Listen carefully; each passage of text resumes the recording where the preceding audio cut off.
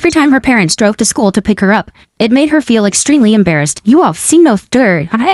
Not only did they drive an old pickup truck, but they also always turned the stereo up to full volume, as if it were a mobile karaoke bar. Her classmates would stare at them strangely. The girl quickly got into the car and turned down the volume, but her father would turn it back up again. However, he didn't do this to embarrass his daughter, but because both he and his wife were congenitally deaf, their hearing isn't very sensitive.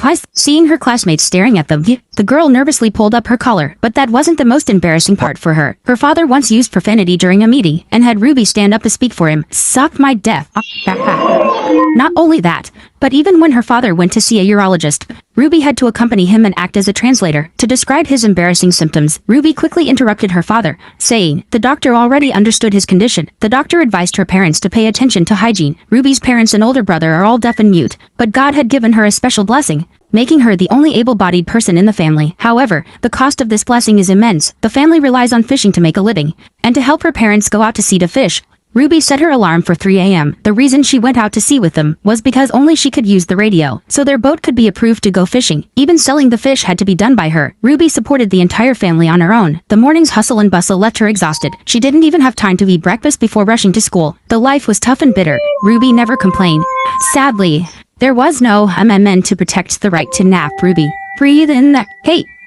She had grown accustomed to her classmates' mockery, but deep down, she felt deeply insecure. Ruby had secretly harbored feelings for a boy named Miles, but she lacked the courage to confess her feelings. To spend more time with Miles, when selecting elective courses, Ruby secretly enrolled in the choir with him. At that moment, she didn't know that this seemingly trivial decision would quietly change the course of her life, because she had always been ostracized by her classmates. She made a fool of herself in the first class to assess the students' voices. The teacher asked them to sing a line from Happy Birthday. The students showed off their skills in their own ways, singing Happy Birthday as if they were in the finals of The Voice. Happy birthday to you. Happy birthday to you.